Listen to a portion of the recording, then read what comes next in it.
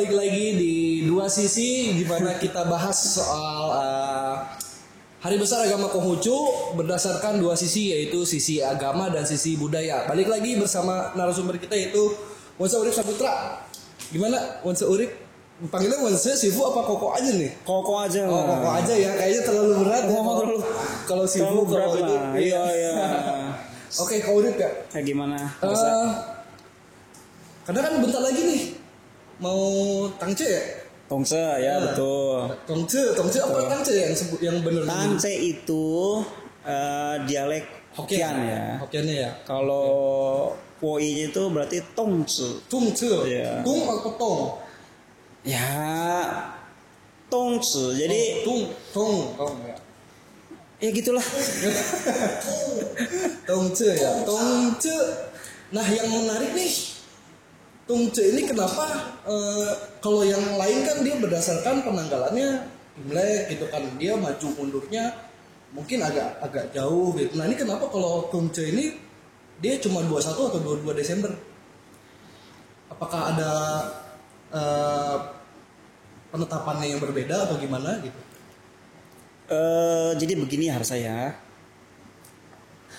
lupa pernah sampaikan ini di konten yang lalu atau tidak. Tapi intinya begini, tolong pemahaman ya atau persepsi kita terkait dengan apa-apa yang kita lakukan ya terkait waktu dalam kita persembahyang itu tidak ada sama sekali kaitannya dengan penanggalan Masehi.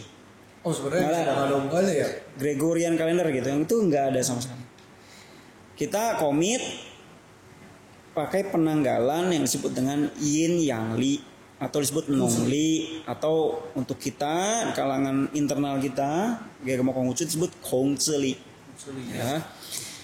Nah di situ memang siklus ya dalam satu tahun itu sudah ditetapkan mulai dari tahun baru sampai nanti juga di Tangce gitu atau Tongce itu sudah ditetapkan, sudah ada memang tanggal sudah ditetapkan berdasarkan penanggalan Kongzi Li. Hanya saja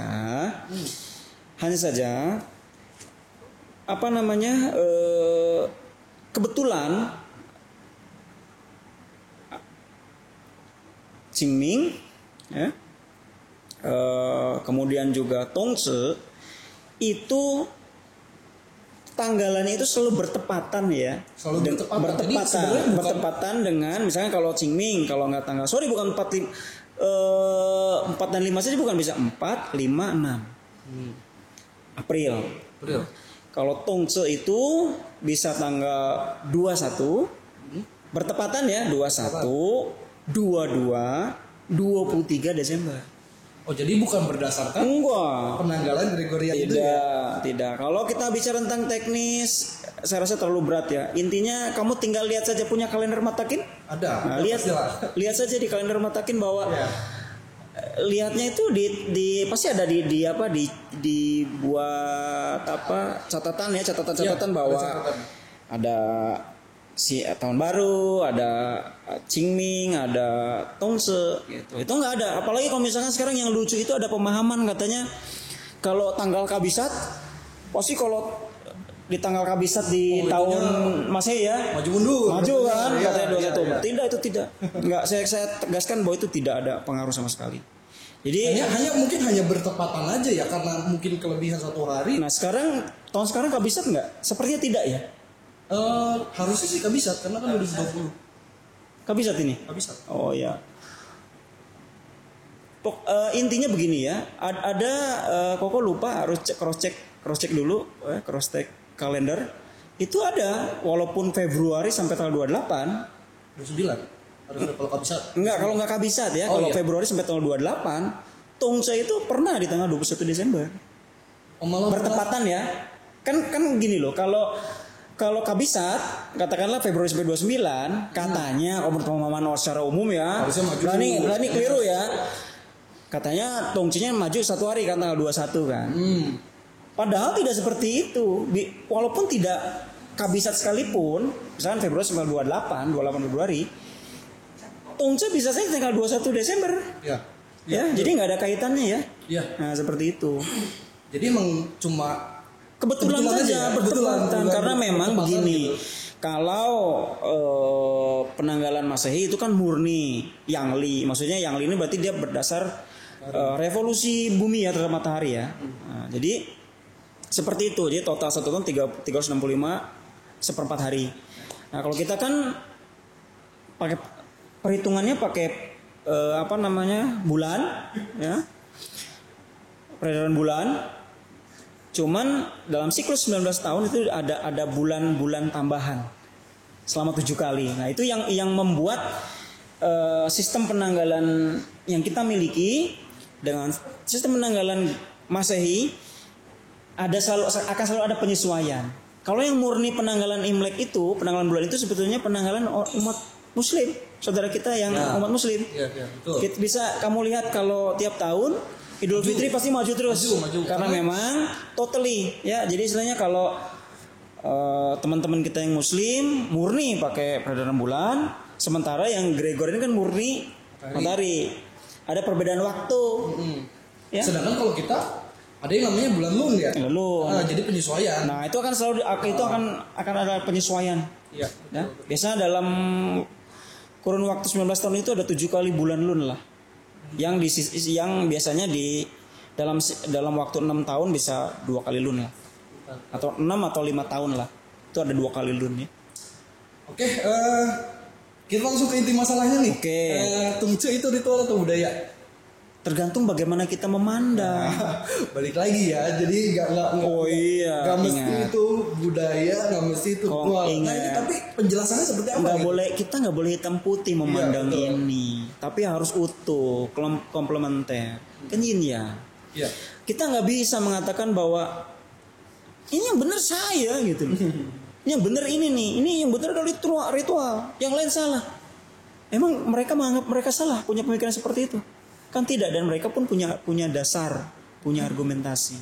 Namun yang perlu kita pahami secara utuh adalah, saya pernah katakan bahwa dulu ya di konten yang lalu ya, bahwa di dalam sebuah peradaban yang besar yang namanya itu peradaban para leluhur kita dulu ya, peradaban di Tiongkok atau peradaban Tionghoa. Nah, ini kan itu sebuah, kalau saya analogikan itu sebuah bangunan besar gitu loh, yang itu bisa terbagi-bagi beberapa banyaknya ruangan yang memang bisa diisi berbagai hal. Maka pemahamannya bisa seperti itu kalau kita analogikan. Misal begini, kalau kita bicara tentang bagaimana, saya sudah sampaikan bahwa kalau misalkan kita bicara tentang para nabi kita, bagaimana Konghucu ini adalah nabi, orang suci. Ada Seng Huang, ada Seng Wang, ada Seng Ren, itu kategori seperti itu. Katakanlah orang suci semua. Tapi dalam sudut pandang yang lain, mereka juga bukan leluhur sebuah bangsa. Iya, betul. Betul ya? Leluhur sebuah bangsa yang melahirkan sebuah peradaban, melahirkan sebuah budaya, melahirkan sebuah tradisi. Dari kebiasaan-kebiasaan yang ada itu akhirnya muncul banyak konsep yang dilahirkan, termasuk adalah konsep religi. Dan kalau kita ngomong konsep religi, ingat dalam konteks peradaban besar yang saya katakan bahwa peradaban Tiongkok ya salah satunya adalah agama Ru. Jadi dari peradaban itu bisa muncul budaya dan agama gitu ya. Dan itu pun jalannya mungkin bisa beriringan, tentunya beriringan. Nggak bisa dilepaskan, misalnya suatu peradaban itu punya budaya dan nggak punya agama, atau sebaliknya gitu, satu peradaban punya agama tapi nggak ada budaya, mungkin itu agak masuk akal. Betul, gitu ya. Tidak masuk akal karena begini. Coba kalau kamu perhatikan di beberapa katakanlah, apakah kita, kalau bagi kita katakan ini ritual ya, persembayangan. Tapi dari sisi lain juga mengatakan bahwa ini festival, perayaan. Itu kan saling melengkapi kan. Betul. Misal contoh kecil, kalau kita Xinjia, emang murni kita cuma sekedar sembahyang? Enggak. Minta ampau kan. Ya kan? Betul ya. Atau pakai baju serba merah. Iya, harus baru. Gitu. Atau ada apalagi terkait dengan tahun baru. Begitupun juga sama dengan misal apa musim dengan musim panas misalkan ada Tuan Yang, itu juga kan apa sekedar kita ritual saja kan tidak. Iya, betul. Ada bagaimana kita mengenang kembali jasa-jasa para pahlawan, katakanlah kalau di dalam peradaban Tiongkok itu Xi Yan itu sebenarnya pahlawan ya. He is a hero, he is seorang pahlawan yang harus spiritnya kita kenang. Itu kan juga bukan cuman ya di satu sisi memang ada kuat unsur ritual sembahyang, tapi di satu sisi lain juga ya terkait dengan sebuah budaya gitu loh. Dayung perahu itu kan budaya. Bacang itu pun lahirnya hampir beriringan. Betul. Itu maka saya bilang ini saling melengkapi. Maka kalau ditanya Tongce itu adalah ritual atau ritual atau agama ataukah budaya, ya tergantung bagaimana Anda menilai. Kalau saya selalu analogikan begini. Bagaimanapun bagaimana kita merayakan ya gitu ya. Kalau saya analogikan begini. Saya begini, kalau saya sebagai quote and quote ya, orang keturunan Tionghoa, walaupun casing kita udah begini ya, berantakan men. Hitachi. Walaupun casingnya seperti ini, kita ngaku bahwa kita seorang Tionghoa. Ya, ini kalau kita balik Tongce, ya ini ya sebuah sembahyang juga sebagai sebuah budaya buat saya. Tapi kalau saya ditanya sebagai seorang umat Konghucu, ya ini ritual, ini sembahyang, ya wujud satya kita, wujud bakti kita, wujud hormat kita kepada Tian. Itu sih ya. Oke, kalau misalnya dari segi agama nih, sejarahnya itu seperti apa sih? Kalau kemarin kan yang Chongqiu kan ada sejarahnya kenapa bisa di waktu itu gitu musim gugur ya. Musim gugur itu sejarah gimana kalau ya sama. Kalau kita mengikuti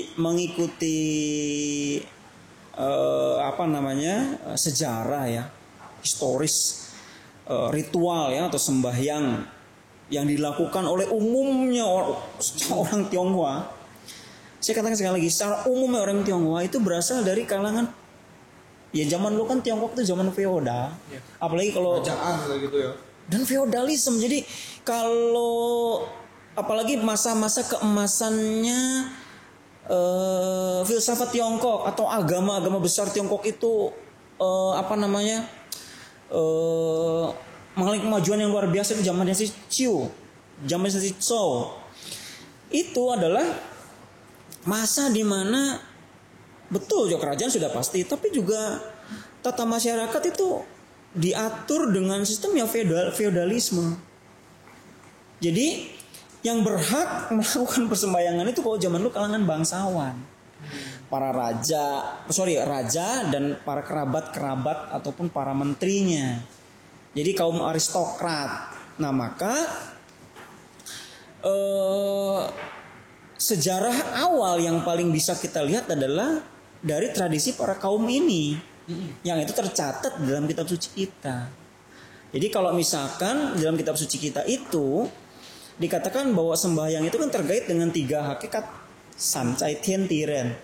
Nah, itu ayatnya itu dalam kitab Lici ada tertulis bahwa Lei Hu Sangti I Hu Se Cao Hu Mi. Jadi ada sembahyang khusus kepada Sangti, kepada penguasa alam semesta Tian, ya. Sembahyang yang wajib kepada bumi dan yang genap pada leluhur. Nah jadi sembahyang ini ya khusus yang Tongce ini awalnya itu dulu adalah satu dari 4 sembahyang besar yang terkait dengan musim. Oh jadi sama seperti yang Chongqiu itu ya. Jadi dia di 4 musim itu pasti dia ya pasti ada persembahyangan itu. Betul. Ada persembahyangan. Nah maka di musim dingin ini namanya sembahyang. Ya sekarang familiar sebut Tongce. Sebenarnya Tongce itu mengacu kepada Tongce itu mengacu kepada waktu. Waktu juga sama. Waktunya namanya itu Chongqiu. Tongce. Tongce ya. Tongce itu waktu. Nama persembahyangannya kalau zaman dulu dalam kitab suci kita namanya sembahyang Ceng. Oh, Ceng. Sembahyang Ceng. Itu sembahyang yang memang dilakukan oleh para raja dan juga raja muda zaman dahulu itu pada saat musim dingin. Nah, disitulah lebih awal cikal bakal persembahyangan ini ada ya. Seperti itu harusnya. Oke, terus makna dari sembahyang ini apa? Tungce ini, tungce dulu deh. Kalau kita jangan bahas makanannya dulu ya, jangan bahas orang dulu. Kita bahas tungcenya dulu. Maknanya apa? Kalau saya nggak mau terlalu dibuat yang mengada-ngada ya. Saya berusaha untuk mencoba menyelaraskan segala filosofis yang ada dari apa yang kita lakukan pada saat tongce itu sendiri. Jadi gini ya, pemahaman tongce itu orang secara umum mengatakan tongce itu kan puncak musim dingin. Ingat, hati-hati memahami ini. Puncak musim dingin bukan tahan deh. Itu dingin besar ya. Oh, dingin besar. Beda ya. Tapi ya boleh dikatakan bahwa itu lagi waktu saat dingin-dinginnya ya. Saat dingin-dinginnya ya. Tongce itu bukan puncak musim dingin. Ce yang dimaksud itu adalah kalau dalam kitab suci kita tertulis tuh. Ce itu apa? Saat solstice. Saat dimana titik balik matahari. Titik terjauh. Betul. Perihelium. Betul. Perihelium ya. Ya, titik. Jadi titik balik. Kebalikannya tuannya nggak? Bukan. Apa coba? Shiatsu. Oh. Juni. Di bulan Juni. Itu kalau bertepatan kalau nggak 20 atau 21.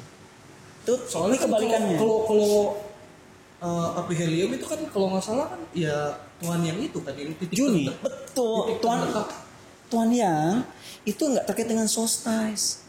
Oh, beda ya? Tidak. Yang terkait dengan solstice itu adalah apa? Shiatsu. Tuh. Cuman memang perayaannya itu yang lebih populer itu pas saat Tuan Yang. Tapi kalau kita lihat memang jarak dari Tuan Yang ke Shiatsu ini nggak jauh. Berdekatan ya? Iya betul. Nggak beda gini lah. Chongqiu kemarin itu kan berdekatan dengan Chiufen kan. Sebetulnya kalau mengikuti fenomena alamnya saat Chiufen-nya. Hanya karena memang diambil di penanggalan Imleknya, Kongcilinya di tanggal 15, jadi diambil yang terdekat dengan waktu Chiufen-nya. Nah sekarang juga Tongce itu terkait dengan solstice-nya. Jadi lihat fenomena solstice itu apa? Bertepatan. Kalau Tongce bertepatan. Oh. Kalau Tongce bertepatan. Lihat fenomenanya apa sih kalau winter solstice untuk bumi bagian utara? Kita ngomong ini tradisi utara loh. Maka saya bilang sekali lagi, umat Konghucu Indonesia harus berani mengatakan bahwa Konghucu Indonesia fenomena alamnya kadang-kadang berbeda. Boleh secara spirit kita ambil, tapi kita jangan maaf ya seolah jadi bodoh. Apa yang tertuang di kitab suci dengan serta-merta diaplikasikan secara nyata dengan konteks geografis yang kita berbeda gitu ya. Saat ini ya kita dengan Tiongkok beda, dari musimnya saja sudah berbeda. Tapi spiritnya bolehlah kita ambil. Nah kalau misalnya kita lihat saat winter solstice ya di belahan bumi utara itu, sebetulnya kan fenomenanya apa sih? Kalian tahu? Yang siang lebih lama ya? Malam. Oh malam. Lebih lama. Malamnya lebih lama, lebih panjang. Siang terpendek. Maka disitulah. Nah inilah saya katakan kalau orang leluhur kita dahulu atau zaman-zaman dulu ketika belum ada peradaban modern seperti sekarang, orang melihat dari fenomena alam. Saat terjadi di hari di mana saat malam begitu panjang dan siang sangat pendek, mereka melakukan persujudan kepada Sang Pencipta. Untuk apa? Untuk memohon berkah perlindungannya, kan gitu. Simple tuh. Ini secara filosofis yang bisa ditangkap kan itu. Nah, kemudian yang perlu dipahami itu khusus sekarang kan namanya Tongce ya. Saat Tongce pada zaman dahulu, apalagi pada saat dimana kitab suci kita dikanonisasi ya, di apa namanya, dipilih dan dipilah kembali oleh Nabi Kongcu, disortir lah bahasa saya itu bahasa sederhananya, dan juga Nabi Kongcu juga membuat satu kitab namanya Junqiu. Itu sistem penanggalannya nggak seperti sekarang. Bahkan kalau zaman dahulu Ya, zaman dahulu dalam ini konteksnya zaman dinasti Zhou. Saat Tongzhi ini saat tahun baru loh. Oh, pada saat Nabi belum menyerukan di pada saat Imlek itu tahun baru itu pada saat seperti sekarang. Sekarang gitu ya. Iya. Dulu itu tahun barunya adalah saat ya ini Tongzhi. Ya, saat Tongzhi. Maka nanti ada kaitannya dengan kok terkait dengan umur ya. Iya, ada onde umur dan lain sebagainya itu ada kaitannya betul. ke situ. Ya. Karena memang pada awalnya dulu tahun baru itu Tongzhi. Dan memang dulu itu setiap zaman dinasti Zhou ya. Tahun barunya beda-beda ya. Beda-beda. Betul. Beda-beda. Zaman dinasti Xia seperti ya umumnya seperti sekarang lah ya. Kemudian dinasti Shang itu beda di bulan 12 kalau nggak salah. Kalau dinasti Zhou maju lagi di bulan 11. Sampai Nabi Gongji itu menyerukan untuk pakai penanggalan dinasti Xia dan baru ditetapkan itu pada saat dinasti Han ya. Nah itu kamu udah pinter lah, kamu udah tahu itu. Kan belajarnya sama ahli ya. Oke, kalau misalnya kita ngomongin Tongzhi ini kan, kalau secara mungkin nggak tahu saya belum tahu nih ya, karena saya belum dengar penjelasan dari Mas Urip. Ini erat mungkin dari budaya segi budaya ini erat sama makanan kue ronde. Ronde ya. onde ya. Ronde itu biasa memang onde ya. Kalau orang Jawa Barat bilangnya onde. Onde. Kalau teman-teman saudara kita di Jawa Tengah, Jawa Timur mungkin nyebutnya ronde. Nah, wedang ronde kan. Wedang ronde ya. Itu hubungannya dari mana itu? Ya itu lagi-lagi adalah kembangan dari budaya ya. Kembangan budaya. Itu kalau di sana kan sebutnya apa? Tangyan ya. Tangyuan. Oh. Tang itu kan tang itu kuah ya. Yuan itu kan bulat. Jadi bulat-bulat ada kuahnya lah, kuah anget gitu ya, gitu ya. Kuahnya. Ya itu sudah kembangan di dinasti-dinasti kemudian lah. Bahkan kan kalau mau kita lihat lagi, itu sebenarnya kalau terkait dengan Tongzhi itu bukan cuma sekedar Tangyuan, sajian khas memang di kita itu yang masih populer ya, familiar itu kan memang onde-onde ya, Tangyan itu. Tapi sebenarnya banyak itu, ada jiaozi, ada bubur lapa dan lain sebagainya, itu banyak. Dan karena geografis itu menentukan ya. Karena Indonesia mungkin kalau misalnya berkembang di Indonesia mungkin tangce itu makanannya bukan onde kali ya. Mungkin docelang mungkin. Ya bisa saja. Mungkin seblak gitu ya, kalau bisa saja.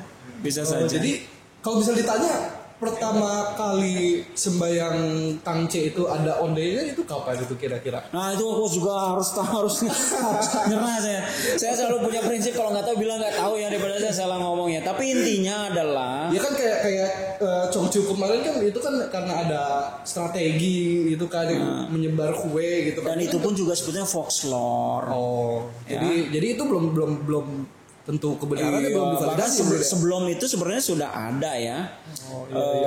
Ada beberapa literatur yang mengatakan bahwa memang sebelum itu tuh udah ada bentuk kue seperti itu udah ditemukan di Tiongkok ya. Hanya saja memang lagi-lagi dalam perayaan kita hal terkait dengan mitos, dengan legenda itu pasti selalu ada mengiringi. Iya. Kamu silakan cek, termasuk di hampir semua persembahyaan itu selalu ada kisah-kisah yang ya sifatnya sebetulnya sih ya legenda ya, yang mungkin secara bukti otentik ya ya belum tentu.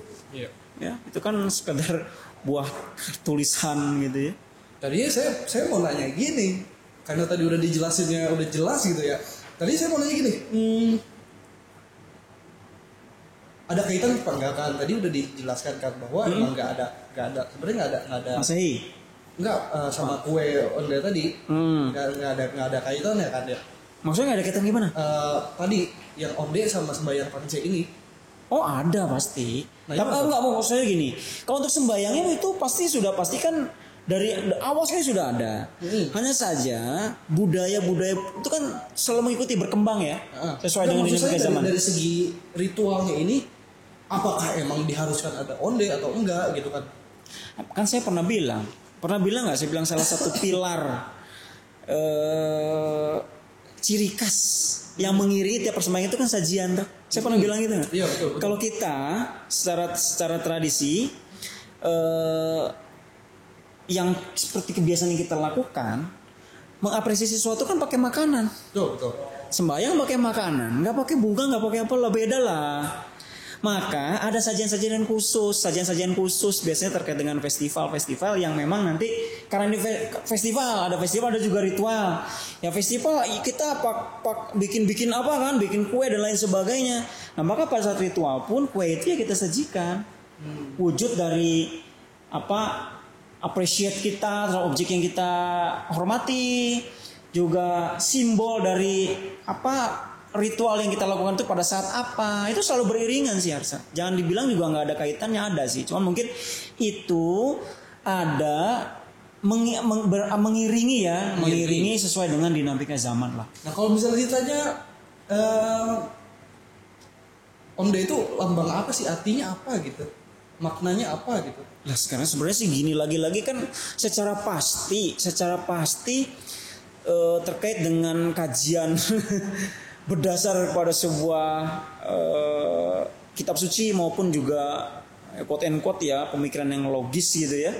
Saya rasa kita nggak akan bisa menemukan hal yang betul-betul valid ya.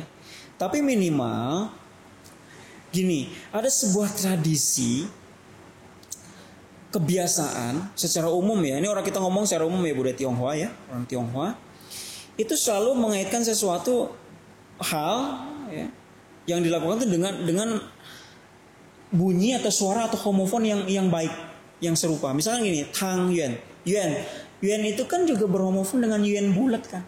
Iya, bulat. Maka dibikin bulat kan, bentuknya bulat kan? Bulat itu secara filosofis lambang apa? Yuan lagi-lagi juga lambang apa? Yuan, ingat Tuhan dalam iman kita kebajikan Tuhan ada berapa? Ada 4 kan? Sifat Tuhan kan? Apa? Yuan, Hong, Li, Chen, Wan, Heng, Li, Cheng. Yuan, sama nggak homofonnya? Iya. Yuan kan? Yuan itu apa? Yuan itu maha sempurna. Sempurna. Dia nggak ada sisi gitu.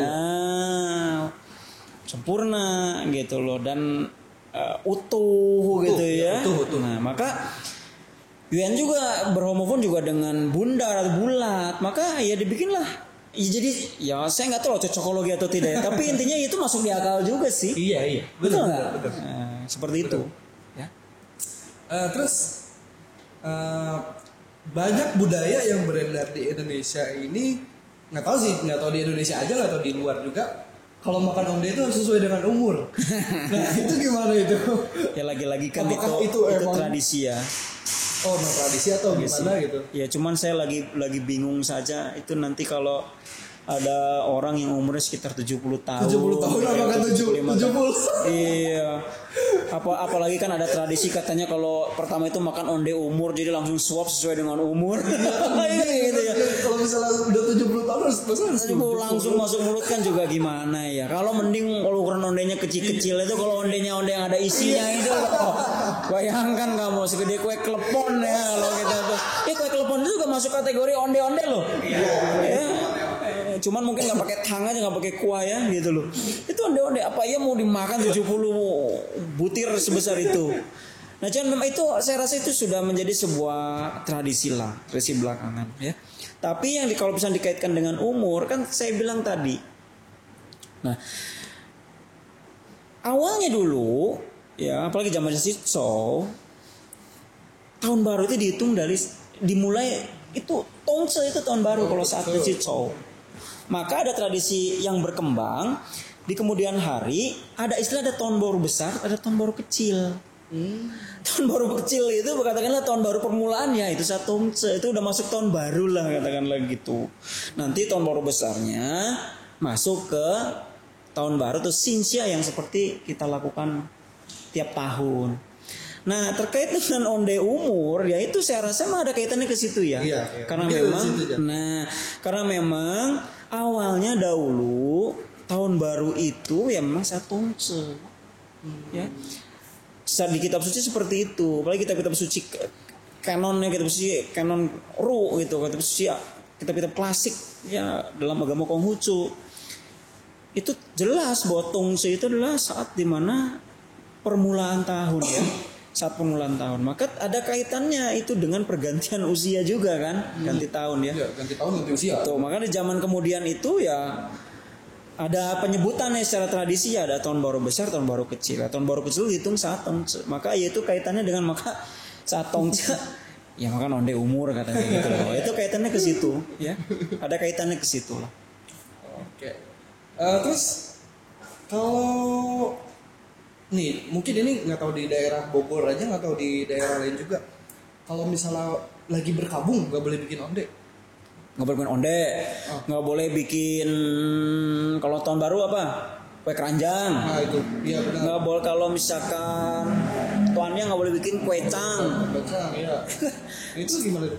Congcio nggak boleh pakai kue Yongciupia, ganti dengan kue kwa, kan gitu ya. Itu ada, itu kan apa ya? Saya bilang kadang kita inilah pentingnya bagaimana beragama, kita pun juga mesti pakai logika ya, berlogika. Maka umat, apalagi agama Konghucu ya, pendekatannya itu kan mind and heart. Nggak cuma sekedar heart saja, tapi mind juga dipakai. Logika juga dipakai. Iya. Mind nggak bisa juga murni mind, tapi heart juga dipakai. Itu makanya kalau terjemahan luar negeri itu kan pengartian atau transliterasi dari huruf sin itu yang katanya hati, itu sebenarnya mereka lebih pakai pendekatan heart and mind. Jadi dua itu yang dipakai. Nah maka khusus untuk kita sebetulnya ya saya sih bukan berarti menyalahkan ya, itu sudah menjadi sebuah tradisi. Selagi yang melakukan itu tidak merasa risih, tidak berkeberatan, itu hak mereka.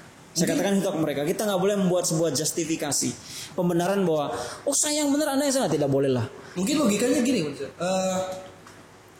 karena mungkin masih berkabung dan konteksnya ini perayaan festival itu kan berkaitan dengan kesenangan gitu kan, kemeriahan gitu. Mungkin logikanya seperti ini, karena lagi berduka janganlah kita merayakan dulu. Betul. Gitu. Mungkin ya. Betul. Tapi nggak tahu. Betul. Saya tadinya memang menyambung dengan hal ini. Jadi gini, festival atau perayaan atau pesta rakyat yang dilakukan secara besar-besaran ya, meriah sekali, itu kan di awalnya di Tiongkok ya, di katakanlah budaya Tiongkok ya, budaya Tionghoa ya, itu kan ada sembayangan empat yang besar ya dalam satu tahun. Itu terkait dengan musim itu. Iya. Musim semi berarti tahun baru. Musim panas berarti Tuanyang. Ya. Musim gugur berarti Tiongqiu atau Zhongqiu.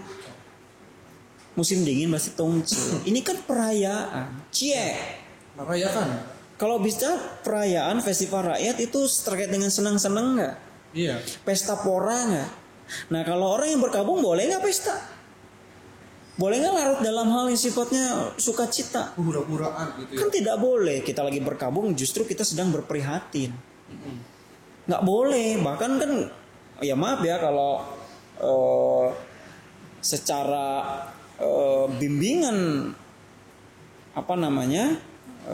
agama, kita tidak boleh itu melakukan hal yang sifatnya ya hura-hura, itu tidak boleh, dilarang ya kalau misalnya kita masih berkabung. Bahkan kalau ya secara diajarkan oleh leluhur kita ya, bahkan saat kita berduka kan nggak boleh itu ada pernikahan gitu ya. Karena itu semua terkait dengan bagaimana dalam waktu masa perkabung itu kita mengenang kembali jasa-jasa orang tua, dedikasi orang tua yang dulu selama 2 tahun full intens merawat kita dalam dekapan mereka, belum bisa apa-apa, belum bisa dilepas. Itu kan wujud bukan balas budi lah, bukan, tapi mengenang kembali bagaimana sulitnya orang tua kita waktu kecil merawat kita. Ya, maka itu diejawantahkan dalam masa perkabungan ketika orang tua kita sudah berpulang. Maka pada saat itu kita betul-betul berprihatin, tidak boleh larut dalam sukacita. Ya apalagi kalau kita bisa tentang festival tadi, festival 4 musim yang secara meriah, yang justru yang dilarang itu Jadi secara garis besar bukan kuenya. Larangan secara tertulis boleh atau nggak boleh itu nggak ada. Ya hura-huranya nggak boleh dong. Yang ada di kitab suci. Larangan untuk dilarang bikin kue ini, bikin ini. Kalau kuenya tidak, saya tegaskan bahwa kuenya tidak. Cuma emang tadi ya. Kalau katanya misal, ini kan bahan dari ketan lengket lah, tepung juga lengket. Ya enggak? Jadi balik lagi tadi ke sagu juga lengket, bikin kue pisang kayak gitu kan lengket tuh. Balik lagi ke mind and heart gitu, jadi ya bukan nggak boleh gitu, cuma ya lagi berkabung gitu. Yang tidak boleh itu hura-hura. Hura-huranya. Tidak boleh larut dalam hura-huranya. Kalau sembayangnya ya diwajibkan dong. Ingat, sembayang itu adalah akar dari agama. Jadi kalau misalkan Anda beragama, ya Anda mau berkabung atau tidak berkabung, ya harus beribadah, harus sembahyang. Tongce ada sembahyang tongce ya sembahyang. Jadi biar jelas nih, misalnya lagi berkabung nih, kita mau sembahyang tongce, mau bikin kue onde untuk sembahyang, nggak apa-apa dong, berarti kan? Ya secara prinsip tidak apa-apa. Kecuali untuk merayakan gitu. Oh iya, justru undang saudara-saudara datang, saat tongce kamu kumpul-kumpul saudara sama tetangga bagi-bagi onde, ada hidangan dan lain sebagainya untuk hura-hura atau minum ya maaf ya, minum bir gitu banyak bareng-bareng, anggur, sampai lupa diri, ya itu yang dilarang seperti itu. Jadi kalau misalnya untuk sembahyang bikin onde sebenarnya apa? Why not? Iya, betul. Kenapa? Logikanya begini, sekarang kita masa berkabung pakai Samsung boleh nggak? Boleh. Masa pakai kue yang lebih murah tidak boleh? Logikanya begitu. Kalau misalnya katanya logikanya ini kan ketan lengket, takutnya jadi nyambung ke yang lain bisa berkabung. Kesedihannya. Saya rasa agama membimbing kita untuk bukan menjadi orang yang membabi buta ya. Justru untuk berpikir gitu ya. Oh iya.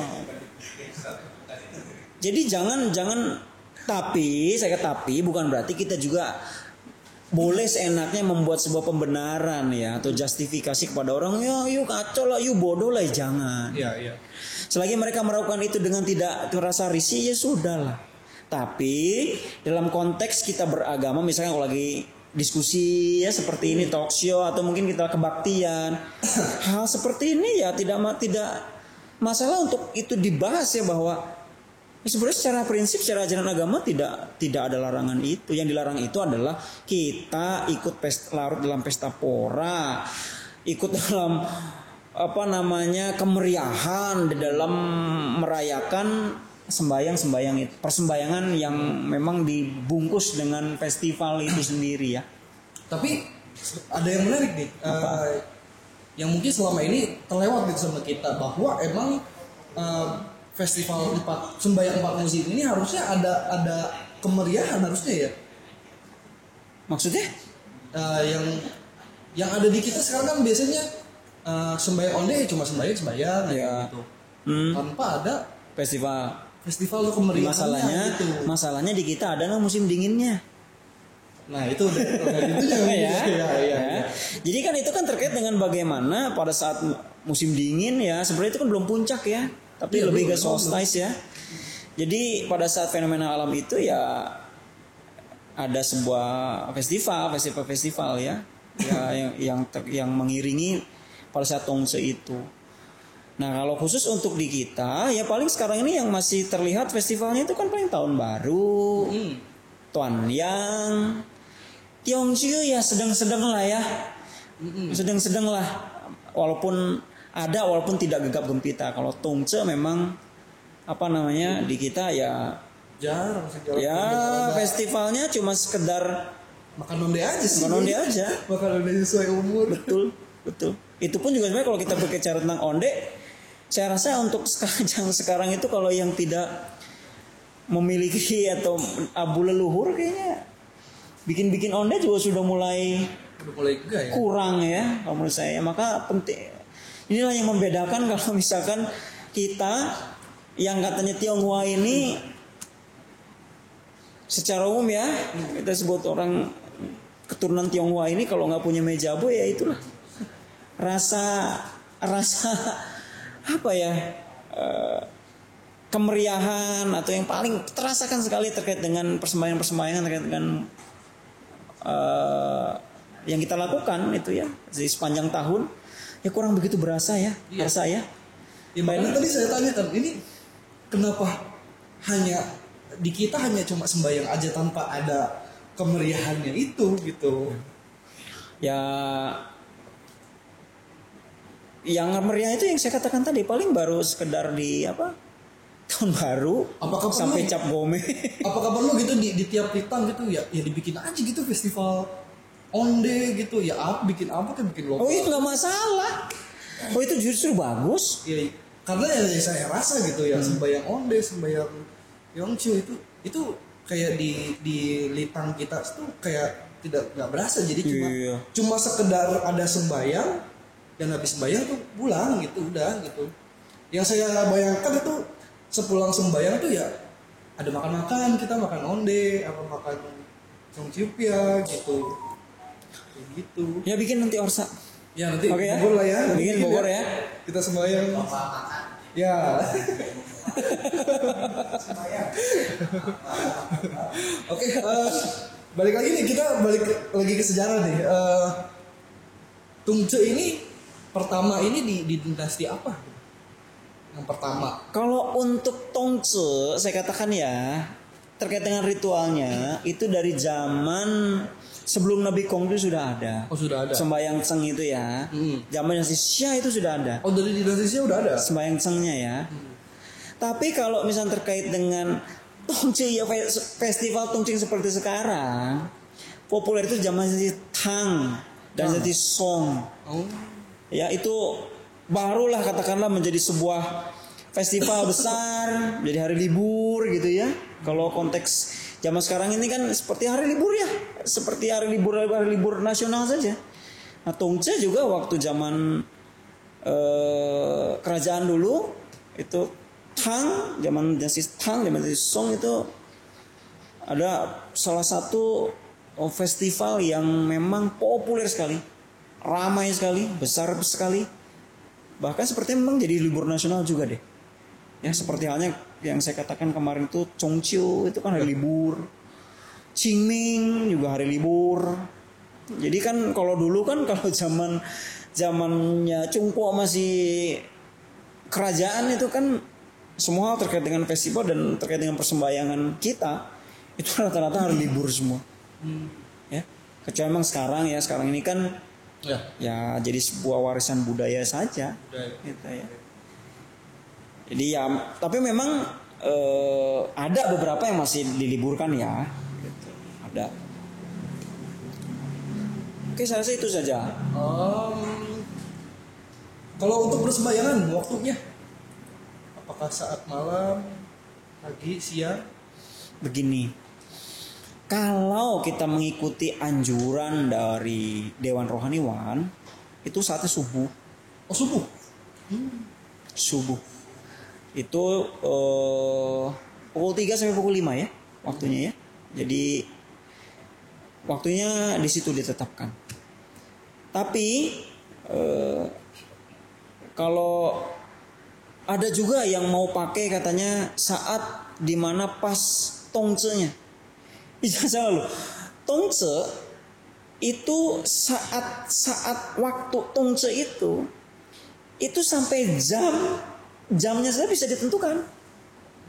Ini makanya saya kira hebatnya leluhur kita. Jam saat Tongce itu bisa ditentukan. Kamu makanya kalau udah bisa baca kalender dalam bahasa asli ya, atau misalnya kamu bisa satu rujukannya kan Wannianli ya. Jadi kalender 10.000 tahun katakanlah kalender laksa tahun ya. Di situ sudah ditetapkan itu. Tongce tahun 2021 itu jatuh bertepat tanggal berapa? Tahun berbeda. Ya berbeda. Itu sampai jamnya pun ditentukan. Jadi ada beberapa orang yang saya bilang ini Aren fundamentalis juga ini. Ya, jadi dia tuh betul-betul pengen kalau Tongce dia sembahyang saat betul-betul Tongce. Misalkan Tongce misalkan tahun sekarang jatuh misal ini saya harus cek kalau mau lihat itu harus cek ini kebetulan handphone ganti handphone nih aplikasinya beda ini belum di-download ya. Baru nih. handphone yang lalu nggak kuat. Udah jadul. Ya, jadi itu bisa dicek. Bisa dicek ya? Jamnya pun juga ada. Jadi ada yang mau sembahyang seperti itu. Ya kita nggak bisa larang.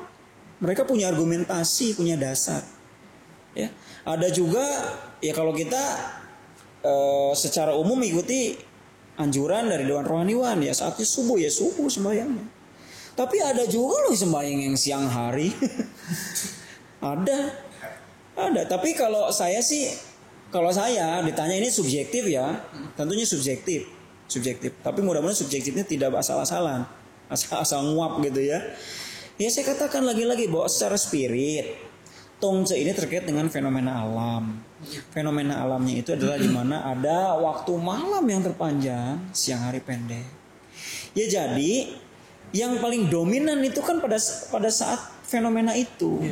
Maka ya sesuaikan saja. Sesuaikan. Nah, itu yang pertama. Nah, jadi istilahnya kalau saya sih lebih lihat ke sisi itu ya, karena ingat loh, persembayangan kita ini semua terkait dengan umumnya mayoritas itu adalah fenomena alam. Maka selaraskan saja dengan pesan-pesan itu. Karena kita dalam spirit kita, dalam iman kita, cara Tuhan menyampaikan pesannya itu adalah fenomena alam. Bagaimana dulu para nabi menetapkan hukum, menetapkan undang-undang, menetapkan peraturan-peraturan. Dikatakan bahwa nabi zaman dulu itu melihat tianwen. Wen ini kan sastra, bahasa atau tanda-tanda yang ada di langit. Meneliti hukum-hukum di bumi. Hukum di bumi dia terapkan itu misalkan. Ya kalau zaman dulu kan ada metodologi misalkan pukwa, pakai tempurung kura-kura dan lain sebagainya, itu kan bagaimana mengejawantahkan apa yang dia tangkap dari gejala-gejala yang ada di langit. Maka saya katakan lagi-lagi bahwa persembayangan kita itu erat kaitan dengan fenomena alam. Maka sesuaikan nafasnya dengan itu. Supaya apa? Supaya secara filosofis ini dapat gitu. Karena kan agama khusus kan filosofis religius ya. Jadi agama yang berciri khas filosofis, ada unsur filosofinya. Maka sesuaikan dengan itu segala sesuatunya. Jangan misal ya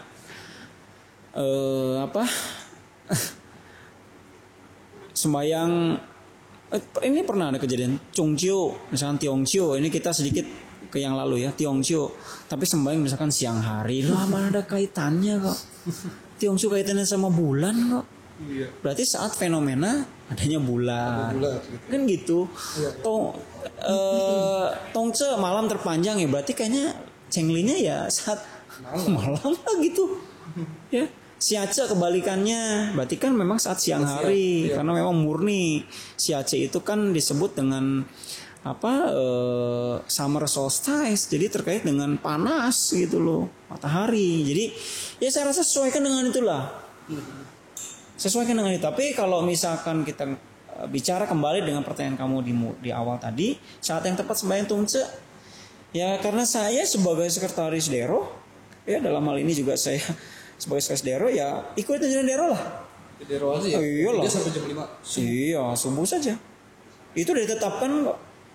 Kita sebagai anak, ya orang tua menganjurkan itu, ya kita lakukan. Kita jadi anak yang uhau lah. Ya, kita kenapa selama ini Koko mau curcol dikit juga nih sama kalian semua anak muda nih. Kenapa seolah-olah di Konghucu ini ya kamu suka lihat kan bagaimana kita dalam hal sembahyang aja aneka ragam, nggak bisa seragam gitu ya. Karena apa? Salah satu faktornya seperti itu. Kita tidak pernah mau menempatkan diri kita sebagai anak yang maaf ya, seolah ya mau uhau lah sama orang tua lah. Kalau di rumah kita punya orang tua wajib kita patuhi nggak? Kalau selagi instruksinya tuh dalam koridor yang baik gitu, wajib lah. Sama ketika kita di luar sebagai umat Konghucu, kita punya orang tua namanya Dero, punya instruksi pedoman yang sudah ditetapkan berdasar pada kesepakatan bersama, ya jalankan. Jangan istilahnya sok mau pintar sendiri. Kalau ngomong kajian masing-masing ya Koril juga punya kajian yang bisa juga ya mungkin punya argumentasi yang kuat gitu loh. ya. Tapi kan kita nggak bisa seperti itu. Ya ikutin saja kesepakatan bersama, anjuran orang tua kita, sembahyangnya pagi hari, ya pagi hari, subuh ya maksudnya ya, jam pukul 3 sampai pukul 5 itu yang ditetapkan ya. Ikutin saja itu, beres itu. Selesai gitu. Nggak akan jadi perdebatan gitu ya. Masa ngitungin lagi nih 2020 jam berapa gitu. Iya, udah ditetapkan ya. Oh iya. Apalagi kalau kita bicara juga kan terkait dengan Tongce, kita nggak bicara tentang saatnya tapi kan perayaan harinya ya. Harinya. Hari pada saat Tongce gitu. Fenomena alamnya kan. Saat malamnya. Iya. Dari penonton kira-kira ada pertanyaan nggak nih? Udah jawab semua ya. Nanya. Apa sih? Kan setiap kita sembahyang nih, kenapa selalu ada makanan khas yang ngiringin gitu? Makanya kamu harus jadi syiar ya bahasa saya. Kamu harus kasih pencerahan kepada terutama ya pada orang banyak bahwa salah satu ciri khas kalau bagi kita Konghucu ya, ciri khas yang selalu ada di dalam persembahyangan yang kita lakukan adalah makanan. Itu ciri khas kita. Karena memang itu yang sudah menjadi budaya, tradisi kita dari leluhur awal dulu. Mengapresiasi sesuatu, simbolnya pakai makanan. Say it with food, not say it with flour. Jadi dari itu saja pendekatan sudah berbeda, maka sudut pandangnya mesti disesuaikan dong. Ya, nggak fair kalau misalkan kita yang bagi kita ya, yang selalu apa-apa pakai makanan, kita nanti mengomentari yang pakai bunga. Iya, you bocengli lah. Iya. Nggak fair dong. You menempatkan diri kamu bagian dari sebuah peradaban yang berbeda dengan teman-teman lain. Atau mungkin juga logikanya bisa begini, karena kan ini festival perayaan besar gitu kan, ya pasti namanya festival perayaan besar kan berarti mencakup orang banyak. Ya. Mungkin logikanya kalau misalnya sembahyang onde ini ada saudara-saudara yang datang atau ada tetangga-tetangga yang datang, logikanya mungkin setiap sembahyang ini ada makanan yang untuk dimakan sama kita juga. Oh iya. Karena ada yang berkumpul. Ingat ya, di setiap festival yang secara umum disebut festival atau di persembahyang khusus, persembahyang besar, itu pasti ada tradisi Tuan Yen Fan. Jadi reunion dinner. Di mana di setiap persembahyangan itu selalu ada kaitannya dengan bakti kepada leluhur. Jadi maksudnya bakti kepada leluhur itu salah satunya apa? Mengikatkan kembali tali kekeluargaan, merekatkan kembali kita yang oleh karena kesibukan kita, oleh karena juga jalan hidupnya sudah mulai masing-masing karena kita sudah mulai berkeluarga ya kan, berjauhan jarak tinggalnya, jarang ketemu, maka saat sembayangan besar itu disatukan. Dengan namanya makan bersama. Makanya kenapa di setiap sembahyang itu ada makanan gitu kan? Iya, sekarang kan kalau kita lihat dalam kitab suci kita sekalipun ya Harsa, ini saya perlu kokoh tegaskan sama kamu bahwa sajian yang dihidangkan yang kita sajikan pada saat sembahyang itu setelahnya pasti untuk yang yang melakukan persembahyangan itu. Jadi buat kita gitu, buat kita bukannya kan ada yang bilang katanya jangan dimakan itu karena sari-sarinya udah dimakan sama itu setan gitu. Itu logika leluhur gitu lah, itu logika ngaco. Sekarang begini, bedakan saja saat Harsa ya, Randy dan teman-teman makan misalkan ya nggak usah kita pakai perumpamaan pakai sembayangan kita ya, kita makan saja. Ya kita makan misalnya di restoran siap saji misalnya yang itu daging yang sudah digoreng gitu ya, udah misalkan sejam atau 2 jam dihidangkan ke kita dengan itu daging yang baru matang dihidangkan ke kita, pasti berbeda kok rasanya. Coba kegurihannya, apalah rasanya itu pasti beda. Jadi beda rasanya bukan karena sari-sari jadi ambil ya? Iya, proses kimiawi dong. Iya, karena kan ada sembayang itu memerlukan waktu gitu kan. Proses kimiawi. Iya, betul. Kimiawi. Belum lagi maaf ya. Oh iya, katanya ada lagi yang bilang itu bisa beda-beda kata dia. Kalau yang di meja abu ini beda katanya, yang di meja abu itu dengan yang misalkan kalau misalkan di meja makan kita nih yang nggak disajikan gitu dalam waktu yang sama ya, yang lamanya sama, pasti rasanya beda. Ya iya, itu kan ada hiyo, ada lilin, itu kan ada api dan lain sebagainya. Itu kan mempengaruhi lah. Iya. Jadi jangan pendekatan lebih ke sains ya. Ya kan memang di dalam kitab suci kita tertulis kok bahwa sajian. Jadi setelah ci atau sembahyang atau upacara itu selesai segala daging dan lain halnya itu dibagikan. Bahkan ada kejadian menarik saat Tongse ini kan saat dimana Nabi Kongce memutuskan untuk meninggalkan negeri negara tempat kelahirannya untuk mengembara ya menjadi mutuo. Itu momentumnya setelah sembahyang Tongse loh. Tahu apa yang mendasari itu? Salah satunya ya memang ya tentunya kan akumulasi dari ya quote and quote kekecewaan Nabi terhadap pemerintah yang ada gitu ya. Tapi disimbolkan dengan apa ketika Nabi memutuskan untuk saya akan meninggalkan negeri lu. Apa coba? Saat dimana Nabi Kongce menunggu hantaran dari raja. Hantaran sajian sembahyang. Dia nggak dihantarkan. Ya memang nggak dilakukan. Maka Nabi Kongce udah sangat merasa bahwa ini sudah tidak nyaman untuk kecewaannya sudah. Maka memang kalau kita lihat dari kok saya harus sampaikan bahwa ini sebuah kebiasaan ya. Kebiasaan yang memang sudah menjadi bagian dari ritual kita ya adalah pada saat setelah sembahyang ya hidangan itu dibagikan. Jadi bukan untuk yang objek yang kita hormati, tidak. Tegas itu dalam lici tertulis loh.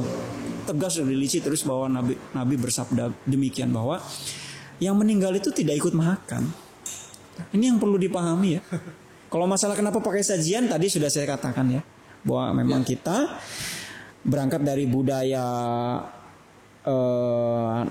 agrikultur ya, budaya pertanian.